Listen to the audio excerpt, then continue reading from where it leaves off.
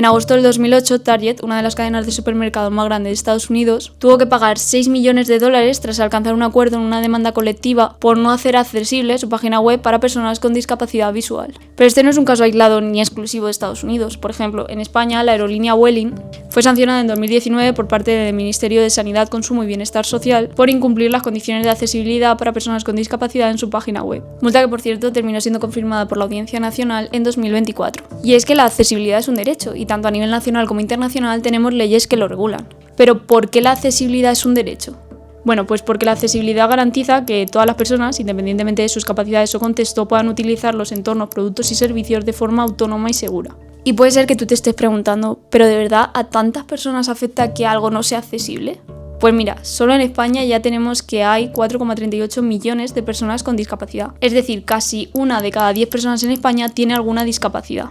Pero es que en el mundo tenemos que representar alrededor de 1.300 millones de personas con discapacidad, es decir, 1 de cada 6.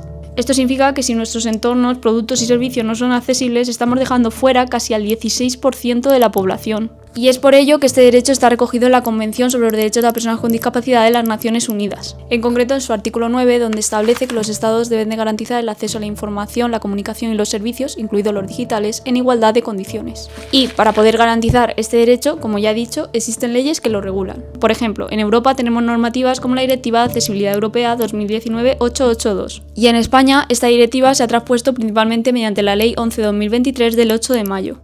Que incorpora los requisitos de accesibilidad para productos y servicios. Además, el derecho a la accesibilidad también está recogido en el Real Decreto Legislativo 1/2013, por el que se aprueba la Ley General de los Derechos de las Personas con Discapacidad y su Inclusión Social, que reconoce la accesibilidad universal como un derecho obligatorio. La semana pasada, el 21 de mayo, fue el Día Mundial de la Concienciación sobre la Accesibilidad, para el que, por cierto, subí un vídeo más largo respondiendo a preguntas de internet sobre accesibilidad, por si queréis ir a verlo. Pero a lo que voy es que esto no es algo que de forma individual o colectiva podamos decidir si queremos implementar o no. Porque ya no estamos hablando de una web, de un formulario, ni siquiera de un edificio o una rampa. Cuando hablamos de accesibilidad estamos hablando de personas, y concretamente estamos hablando de aquellas que se quedan fuera cuando este derecho no se garantiza.